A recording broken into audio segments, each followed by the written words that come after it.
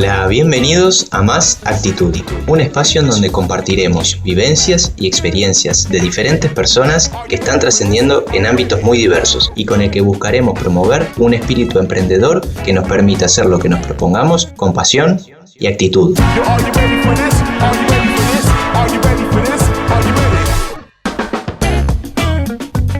Hola, bienvenidos a un nuevo episodio de Más Actitud. En los episodios anteriores estuvimos escuchando los testimonios de quienes fueron pilares fundamentales durante todo el proceso del ciclo anterior, llamado Actitud Uruguay. Así que les recomiendo muy especialmente a quienes no hayan podido escucharlo, que lo hagan porque están realmente increíbles. Hoy estamos también con alguien muy especial, que también confió en el ciclo anterior desde el inicio. Vamos a repasar lo que fue la entrevista en esa oportunidad y charlar un poco, ya que tengo mucha curiosidad en saber su opinión sobre algunos temas.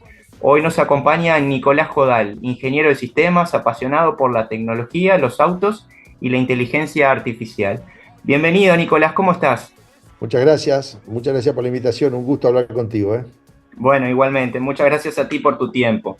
Para dar un poco de contexto y en forma resumida, Nicolás es uno de los fundadores de Artech, empresa que desarrolló, entre tantas otras cosas, GeneXus, lo que también muy resumidamente, y tú, Nicolás, corregime si me equivoco, GeneXus es básicamente una plataforma de desarrollo de software que utiliza inteligencia artificial para automatizar la creación y mantenimiento de software y aplicaciones. Exactamente eso, básicamente usamos inteligencia artificial para generar automáticamente los programas. Impresionante, y eso es algo que me interesa muchísimo resaltar, porque tú junto con Breogán Gonda, el otro fundador de Artech y GeneXus, están utilizando inteligencia artificial desde la fundación misma de ambos proyectos. Estamos hablando de 1989, ¿es así? Sí, cuando muy poca gente en el mundo lo hace inteligencia artificial.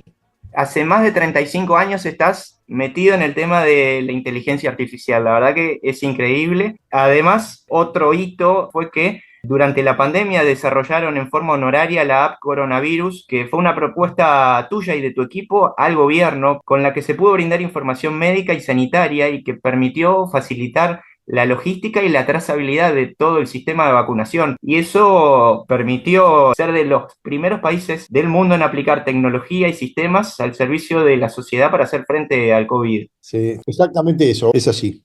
Buenísimo. Recuerdo que para la entrevista del primer ciclo, el mismo día que te envié el mail, ya me estabas confirmando tu participación para algo que era solo un proyecto que recién estaba empezando y con alguien que no conocías y sin respaldo de ningún medio de comunicación. Y varias veces he visto que accedes y participás de muchas invitaciones similares que te hacen para compartir ideas, experiencias y opiniones, y eso está buenísimo, hace que le termine llegando a muchísima gente, así que gracias por tener esa actitud de compartir. Ahora me gustaría compartir con la audiencia tus ideas, tus conceptos y lo que compartiste en ese momento, ese 25 de marzo de 2010 en Actitud Uruguay. ¿Te parece? Excelente, me parece muy bien.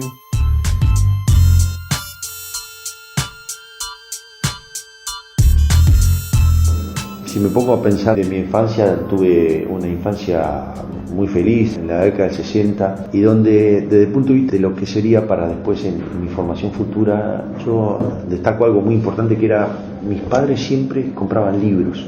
Era otra época, ¿no? Digamos, hacían un esfuerzo importante para tener esos libros, pero yo siempre tuve libros y siempre con temas relativos a científicos, digamos, cómo funcionan las cosas o ese tipo de hechos.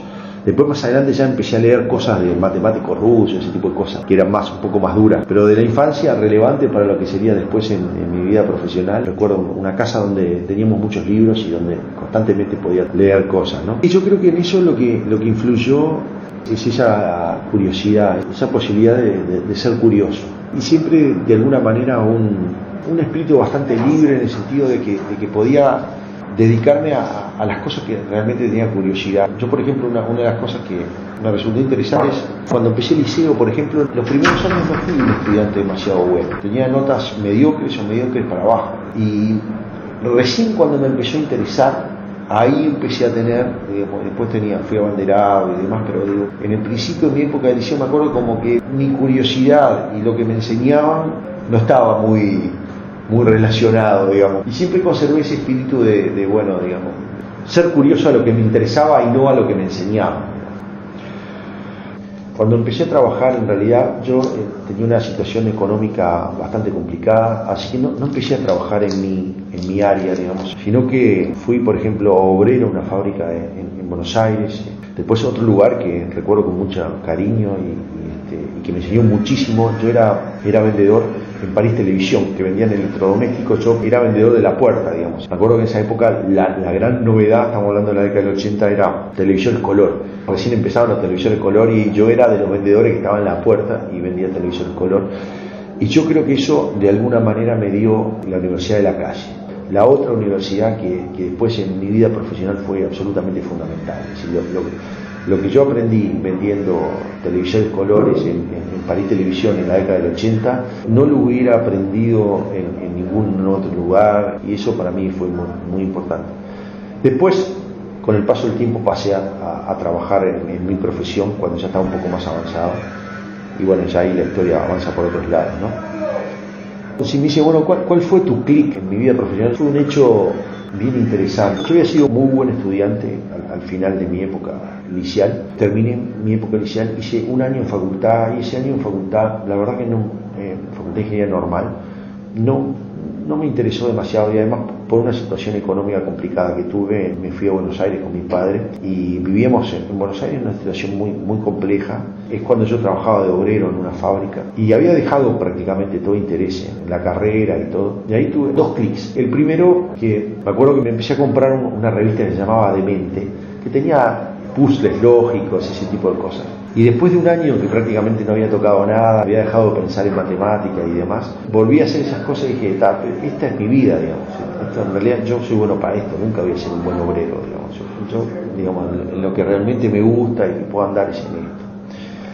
Y el otro clic es, me acuerdo, en el diario Clarín apareció un curso de un tipo que daba un curso para una cosa que se llamaba las microcomputadoras. Pues previo a la década del PC, antes del PC, antes los PC se llamaban microcomputadores. Y yo me anoté y hice un curso. Y ahí también dije, en realidad esta es mi vida. Esto en realidad es lo que quiero hacer. Y ahí me volví a Uruguay y conseguí entrar en la facultad de sistemas, en el ANCA de Un Piojo, porque ya prácticamente habían cerrado las inscripciones. Bueno, lo conseguí igual y ahí fue donde me dediqué a la carrera, a lo que me dedico hoy. ¿Qué buenos recuerdos tiene de su carrera profesional laboral? Bueno, yo tengo muchos buenos recuerdos. En general tengo una memoria bastante selectiva, me acuerdo de las cosas buenas, debe haber un montón de cosas malas, pero bueno, yo creo que he tenido una vida laboral buena y con muchos buenos recuerdos, ¿no? ¿Qué tuviste que sacrificar para lograr lo que lograste? Tuve que sacrificar muchísimas cosas, muy dolorosas, digamos. Yo trabajé mucho, muy concentrado, y soy consciente de que en esa concentración y en ese tiempo, por ejemplo, mi vida personal y mi vida laboral por muchos años fue dejada de lado y pagué un precio profundo y grande, digamos, en mis relaciones personales, y sé que mucha gente sufrió las consecuencias de haber estado durante muchísimos años muy, muy concentrado en lo que estaba haciendo. Sí, las cosas gratis no son, y los sacrificios han sido grandes, ¿no? ¿Qué obstáculo tuviste que enfrentar y cómo lo superaste? Y hay una frase de Henry Ford que es genial en esto. Dice, obstáculos son las cosas que vos mirás cuando dejás mirar para adelante, las cosas que están a los costados. Es decir, obstáculos debe haber un montón, ¿viste? Y la vida es siempre difícil. Ahora, si me pongo a ver las dificultades, no hubiera hecho nada. Así que yo no he visualizado la vida como un conjunto de obstáculos que tengo que superar, sino que he visualizado la vida como un camino que yo tengo que seguir, y que si miro los costados está lleno de obstáculos. Bueno, como es un día normal en tu actualidad, es un poco sorprendente, digamos. Yo en general paso muchísimo tiempo, pero muchísimo tiempo viendo lo que pasa en el mundo, ¿sí? Viendo noticias, estando conectado en internet y demás. Es probable que pase 4 horas mirando noticias o leyendo cosas. La mayor parte del tiempo la hago en eso, y después en reuniones con gentes y demás. Y a veces tengo tiempo para pensar, y eso me complica, digamos. Quisiera tener mucho más tiempo para pensar, pero paso mucho tiempo mirando lo que pasa en el mundo. Eso es una constante. ¿Qué proyecto tienes en mente o en vía de desarrollo? Bueno, en realidad siempre tengo muchos proyectos a la vez, digamos.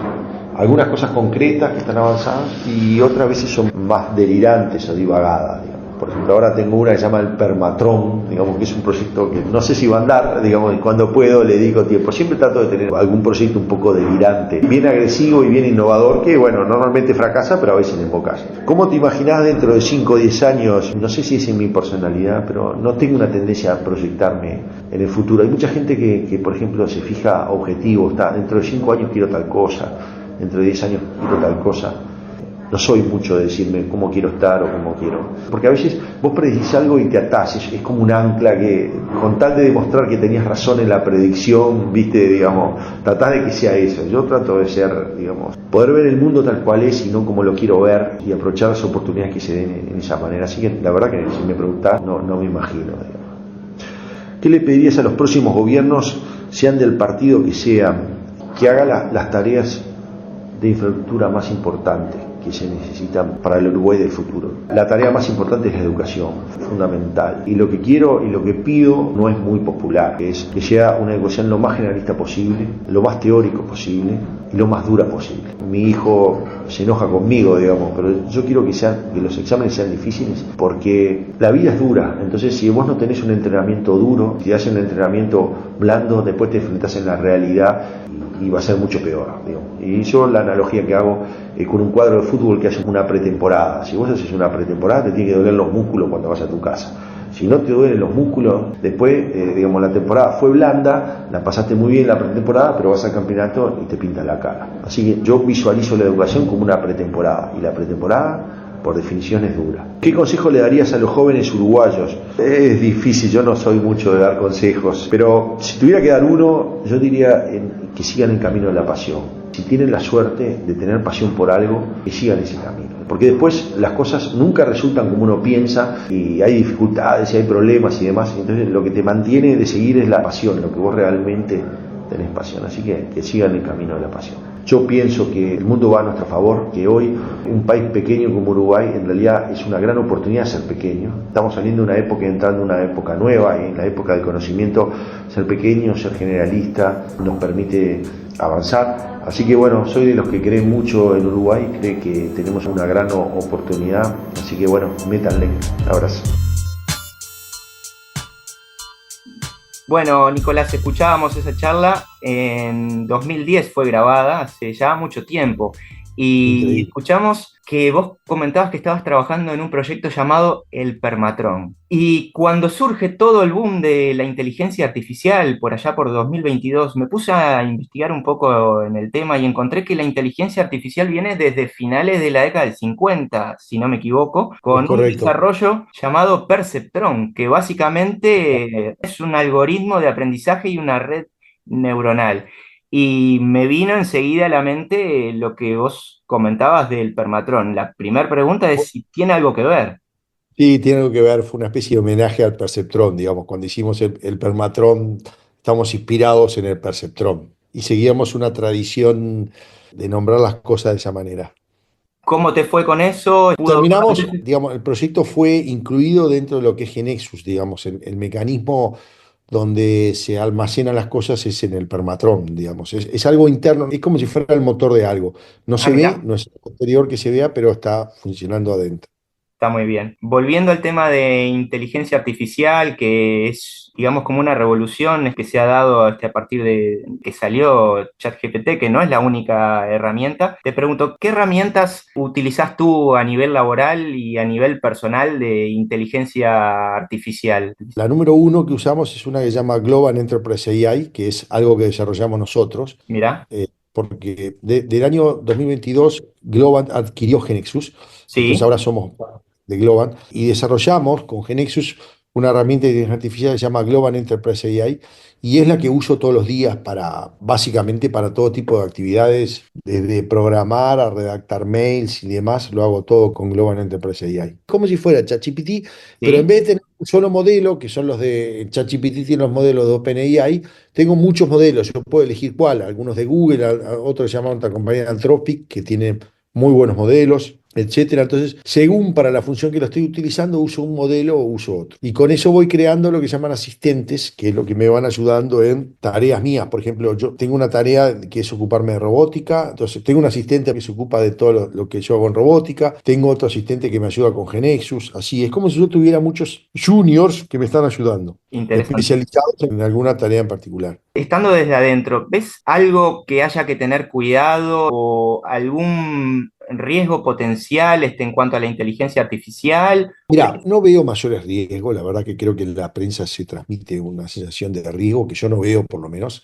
Ajá, Lo que sí hay que tener claro qué es lo que es y lo que no es, digamos. Hoy lo que tenemos con lo que se llama inteligencia artificial generativa es una máquina que escribe perfectamente bien y comprende perfectamente bien, pero que no es un ser inteligente. Es ajá. decir, en el sentido de como nosotros que tenemos memoria, valores, creencias. Él no tiene nada de eso, digamos. Simplemente él da un conjunto de texto, consigue predecir cuál es la siguiente palabra, punto. Así que, digamos, a veces tenemos la especie de ilusión óptica de que tenemos una muy buena relación con la inteligencia artificial o que tiene empatía con nosotros o que nos comprende. En realidad no comprende nada y no tiene ni idea de nada, simplemente que es la ilusión que nos genera el tener del otro lado algo que escribe perfectamente bien. Bien, perfecto. Pasando a otro tema de tecnología que son los autos eléctricos. ¿Sos apasionado de los autos en general? También sos usuario de autos eléctricos desde hace un tiempo. Me gustaría preguntarte si crees que los autos eléctricos son la tecnología definitiva o estamos en una especie de transición a otra cosa que va a terminar imponiéndose luego. Bueno, siempre en el fondo, siempre todo es transitorio, pero digo, por ahora es la tecnología del futuro. Yo creo que lo que está pasando es una enorme revolución, abandonando el motor de combustión interna. El motor de combustión interna era lo mejor que se podía hacer, pero en el pasado, digamos. Para que tengas una idea, digamos, cada 100 litros de combustible que se queman, solo 25 sirven para mover el auto. Todo lo demás se gasta Cierto. en lo que causa la explosión. Por eso se llama de explosión interna, digamos. El motor se mueve porque se causa una explosión. Y una explosión, por definición, apunta para cualquier lado. Sí, Entonces, la mayor parte se gasta en energía, calor, etcétera, que es innecesaria. Así que, desde el punto de vista moderno, es un gasto de energía increíble, digamos, e innecesario. Un motor eléctrico es muchísimo más eficiente. Para llevarte los números normales para la gente, yo tengo un auto eléctrico y no gasto más de 500 pesos por mes de electricidad. sí. Es decir, que si yo tuviera una moto de combustión interna, gastaría mucho más que eso. Es un abismo de diferencia lo que gasta el otro. Así que yo creo que por lo menos en los próximos 10 años es la tecnología que está avanzando y creo que hoy ya empieza a ser notoria en la calle. Si uno ve en la calle, va a ver cómo la gente está adoptando rápidamente el auto eléctrico, ¿no? No, impresionante. Y incluso a nivel del continente de América Latina, por lo que he visto yo, estamos bastante por encima de los Sí, niveles de adopción de otros países. sí, sí, correcto. Estamos en un nivel de adopción mucho más alto que el resto. Creo que el que está más o menos parecido con nosotros es Colombia, pero no llega a nuestros niveles. Nosotros este año se va a vender más o menos el 10% de los autos nuevos son eléctricos, pero yo estoy seguro que fácilmente el año que viene va a ser el 20% de los autos nuevos sean eléctricos. Sí, he escuchado números similares también, así que muy interesante eso que comentás. Y respecto a tu vínculo con la educación, en otras charlas te he escuchado comentar que desde los inicios del Plan Ceibal estuviste intercambiando ideas con Miguel Brechner para esa idea, ese concepto que terminó germinando como el Plan Ceibal. También te he escuchado hablar sobre otros aspectos vinculados a la educación y quería saber si tenés pensado profundizar, desarrollar o vincularte más a fondo en esa área. No soy experto en educación ni mucho menos, pero he tratado de ayudar a aportar mi granito de arena en lo que pueda dentro de esto. De ahora en adelante hay un cambio enorme en la educación, que es el tema de cómo utilizar inteligencia artificial dentro de la educación. Si quieren alguien escuchar mi opinión, por supuesto estoy siempre dispuesto a charlar lo que me parece que se podría hacer. Buenísimo. Por último, preguntarte qué consejos, sugerencias, recomendaciones le darías a cualquier persona que esté pensando en iniciar un proyecto. ¿Qué cosas crees que definitivamente debemos hacer y qué cosas definitivamente no debemos hacer? No para garantizar el éxito, pero por lo menos para no caer en el intento. Mira, lo primero es, uno tiene que, en lo que se vaya a meter, tiene que saber profundamente del tema. Yo no creo mucho en lo que yo le llamo emprendedores de boliche, ¿viste? Si te Sí, sentaste con un amigo a tomar una cerveza y se te ocurrió como una solución para resolver algo, algún problema del mundo. Eso creo que no funciona. Las soluciones aparecen de cosas que vos sos experto en ellas. Así que lo primero tenés que dominar algo en profundidad. Y lo segundo, tenés que tener pasión por ese problema, por esa situación. Tiene que ser algo que te guste, que te levante todos los días con ganas de trabajar en eso, ¿no? Yo creo que esas son las dos condiciones fundamentales. Sí, totalmente. Una vez que vos tenés esas dos cosas, lo más importante es que la gente quiera comprar o que quiera usar lo que vos estás fabricando, ¿no? Claro. Y eso, mi recomendación número uno es, mucho más que hablar con la gente, lo que hay que hacer es observar a la gente. Ajá, Siempre hay una discrepancia muy grande entre lo que dice la gente y lo que hace la gente. es cierto. Por ejemplo, cuando vienen todas las revoluciones, yo que sé, me acuerdo con el celular, ¿no?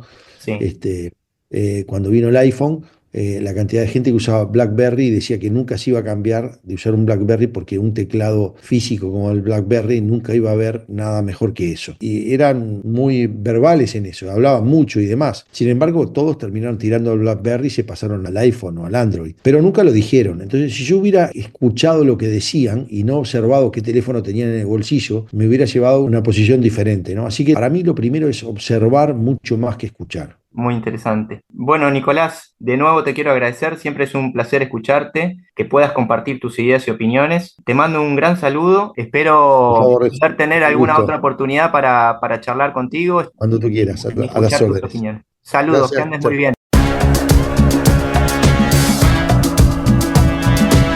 Yo, are you ready for this? Are you ready for this? Are you ready for this? Are you... Y así nos despedimos por hoy. Gracias por acompañarnos en esta búsqueda y los invitamos a seguirnos en cualquiera de nuestras redes sociales. Are you ready for this? Are you ready for this? Nos encontramos pronto Are you ready? con mucha más actitud. Chau chau.